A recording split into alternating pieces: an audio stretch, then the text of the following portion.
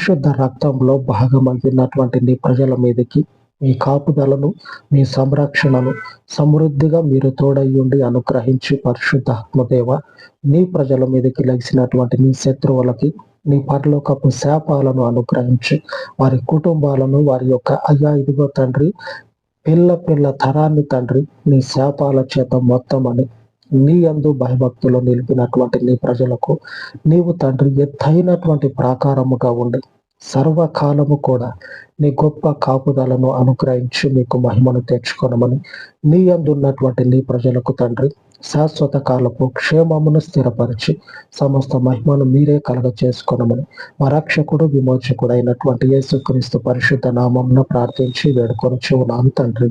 ఆమేన్ ఆమేన్.